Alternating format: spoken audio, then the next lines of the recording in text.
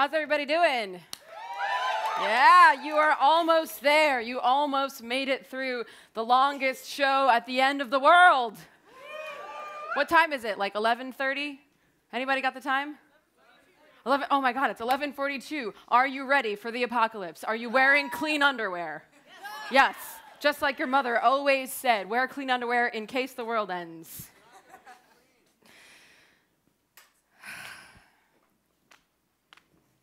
That's all I got.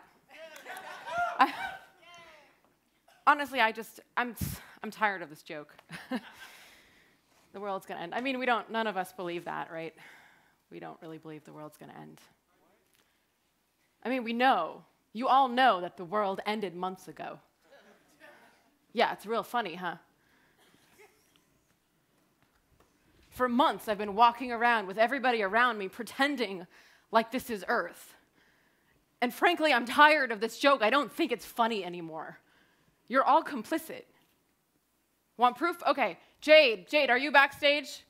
Jade, come out here. What planet are we on? Earth. There you go. Complicity right there. Can any of you prove to me that this is Earth? I'm willing to hear it. I want to hear it. Prove to me. See, you think because of the glitter and the high heels and the fishnets that you always see me in, that I don't have brains under all that hairspray. Well, look at me. No eyelashes, no feathers right now, and I figured it out. Well, I don't know if it's like I was lifted into an alternate dimension, or if it's like Matrix, like we're all in a battery, or like, I don't know what it is, shared hallucination. I don't know that part, but I know that this isn't Earth, and I can prove it. I am Johnny Blazes. I live on Earth. That's where I'm from. On Earth, I have 4 parents. It's true. My mom is remarried. My dad is repartnered. My best friend's name is Julia. I have a cat and a little sister named Simone. She's a pain in the ass, but she's really a good kid. Here, on this planet that you all are calling Earth, I have all of those things, but no sister. Therefore, this is not Earth, QED. Easy. Okay, here you go. More proof. A brief history of the world. Big Bang, primordial soup, amoebas with legs, amoebas crawling out onto the land, and creatures, Tyrannosaurus Rex, boom, all dead. We don't really know why. Starting back at amoebas, crawling up on the land. All of a sudden, we have monkeys, we have Neanderthals, we have humans, we have creationists. No, none of that. And then, let's see, what do we have? Nomads, wandering, farmers, city-states, civilization. Caesar, Bonaparte, Constantine, then Bonaparte, yes. Tesla, then Edison.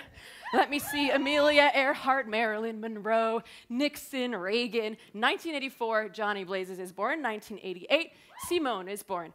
They grow up, they're kids, they play Barbies. We play orphans, running away from the orphanage and the mean orphanage mistress, and we pack all our dress-up clothes into a suitcase and run down to the train station, which is really the living room. And we play games, and we grow up and become teenagers, and we argue a lot because we're sisters. Then we grow into adults. We argue a little bit less, get into trouble, but eventually Simone gets her shit together, quits drinking, quits drugs, quits abusive boyfriends, and figures herself out. She has babies. I have babies. We get older. Our parents die. It's very sad, but we have each other. We get even older.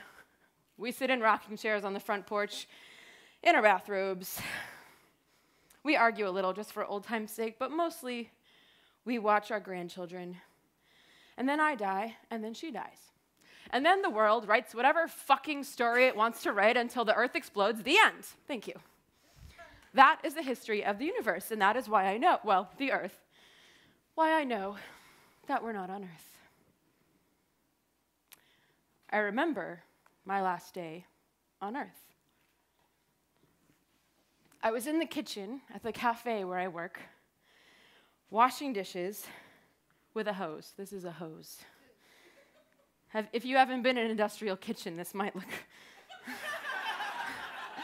Washing dishes, feeling sorry for myself and crying because my partner and I had just broken up, and I was really sad. And then I got this phone call from my dad that was like, something was wrapped around his trachea and pushing on him, saying, I needed to come to the hospital right now. And my last thought on earth was, again?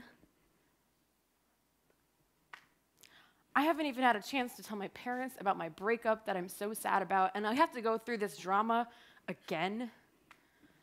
My last sensation on earth was exasperation, tinged with mild sisterly jealousy. When you have a loved one who is going through very severe trauma, you don't actually have to wait out in the waiting room with all of the other loved ones of people who've just nail-gunned their hand or like have diarrhea or whatever. They usher you into this VIP waiting room that's about the size of my bathroom, has no windows, and really just an inordinate number of armchairs and end tables. So if you can imagine me and 4 parents and my best friend and my ex-girlfriend and a social worker all kind of trying not to get snot on each other, sitting in this windowless room while a doctor comes in periodically to tell us exactly where in the hospital the gurney is carrying my sister. We actually saw a lot of these VIP rooms. There's a bunch of them in the hospital you might not know about. We had this luxury suite up at the ICU. It had a window. And the heat was either all the way on or all the way off. That was it. So it was just layers and lots of body odor. So sometimes most of the people in the ICU are not actually there for such acute trauma. They're there because they just had bypass surgery and they need to just have some intensive love and care for a couple days to make sure they're out of the woods. So a lot of them don't have loved ones hanging around for that long. So once in a while, one of these day tripper loved ones would kind of open the door to this luxury suite, and there'd be us in our pajamas in this sort of crack den of Slim Jim wrappers and empty coffee cups, like, oh yes, come sit with us and be worried. And they'd inevitably kind of, oh no, I just remembered it's nothing. He has the hiccups, bye. And they would leave us. Yeah, you can laugh. That's the thing about this planet that I don't get, is that there are hilarious things about grief. But when you try to tell them to people, they look at you like they just remembered they pooped their pants and have to go deal with that. They're really uncomfortable. But I can't see your face, so, Okay, here's something funny. It doesn't sound funny at first, because there's funny things that happen when you're in the deepest anguish, like when your mic pack comes out of your butt. Oof. Yeah, well, that could happen again later. So when we got the news that my sister wasn't going to wake up, my father just sort of lost all muscle control, like when you see a 2-year-old who doesn't want to leave the supermarket and they kind of like go boneless. My father sort of went boneless and fell out of his rolly chair into a pile on the ground and just, lost all ability to function. And then you can imagine the 5 of us women, his partner, my 2 moms, me and my partner, all kind of like huddled around him like this perverse pietà, sort of nurturing him. And by the time the nurse came back in the room, we were all laughing about how we were now reenacting the final scene of La Traviata. And there's these moments, too, of just like sheer weird practicality. On this planet, you all think of this world as like a movie that you're in. And so now we're in the scene where Simone has breathed her last breath and we're walking out of the hospital in this stately way, and no, don't stop. I can't look back that way. We're going to keep going. Oh, but we can't go this way because we have to get our parking validated. No, we can go this way. I'm telling you, I know where the Really, we really argued about where to get our parking validated in this cinematic moment.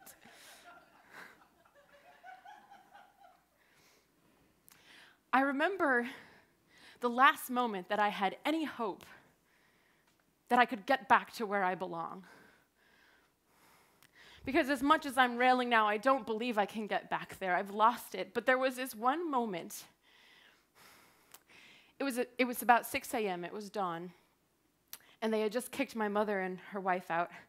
Because when a patient is in a coma, in order to move them, they don't want the nurses to strain their back, so they put them in these slings that are kind of like the sling they use to free Willie at the end of the movie.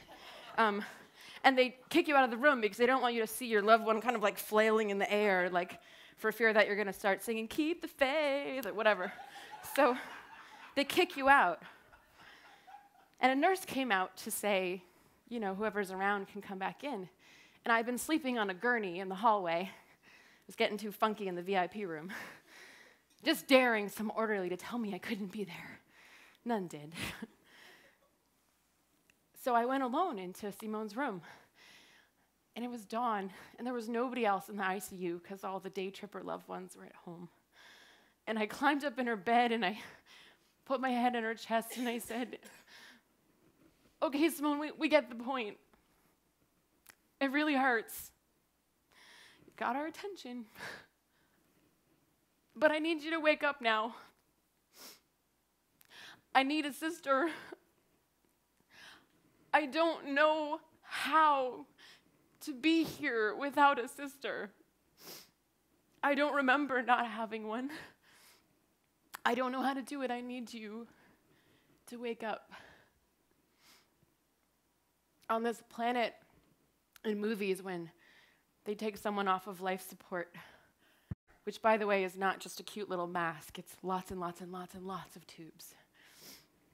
The person is lying there very peacefully, breathing. And then they breathe their last breath and maybe their hand falls. And there's a soft focus and the violins play.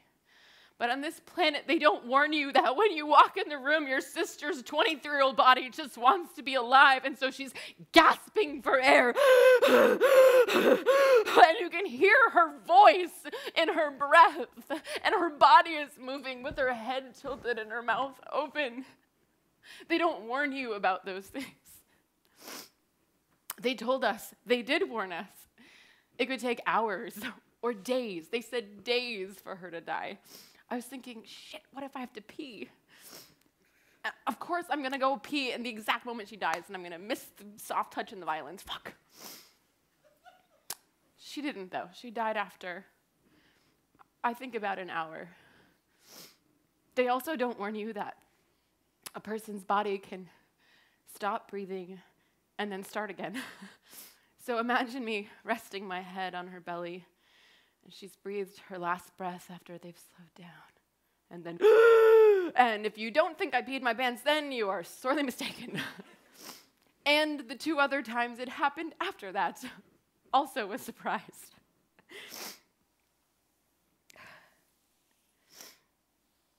On my planet, on my earth, parents get old and die, and their children bury them. But on this planet, I stood around my sister's bed late at night with my whole family singing songs to her while the nurses stood by, in awe of our huge, bizarre family. We sang this song my dad wrote years ago, and he didn't even know at the time why he wrote it. He just woke up and there it was. God gave me strong hands to hold you in the love of my heart. I'm so happy and I praise the day you were born. And on this planet, I sat with my mother, cradling my sister's head as she told her, "It's okay. You can go now. You don't have to stay for us. You can go to sleep now, baby. It's okay. It's okay." It's not okay. It's not okay. I don't want to be here. I want to be at my home where I have a sister and grandchildren and a porch and a bathrobe, and there's no porches on this planet.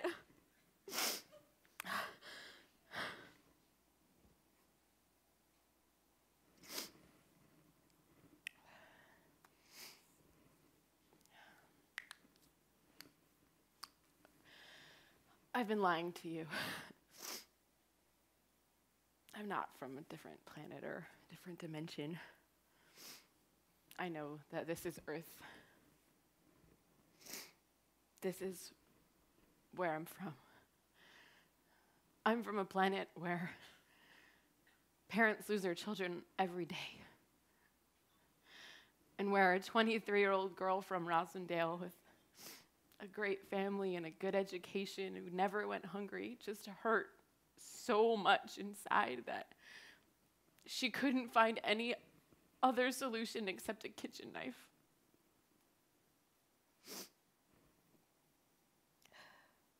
But I want to say to you that I'm still here, because I think there must be some of you that are hurting, either from the state of the world and children that die every day, from your personal grief, or just from waking up and not recognizing the movie that you somehow have been cast in. I'm still here. And yes, I still put on the glitter and the fishnets and the big shoes and the wigs, not because I'm pretending not to be sad or pretending there isn't a hole in my heart, but because that's why we're here. We're here to create. Whether you create a show with 20 acts that celebrates the end of the world, or if you create a spreadsheet, or a cup of coffee, or a daughter. That's what we're here for. And whatever happens at midnight, I'm looking forward to tomorrow.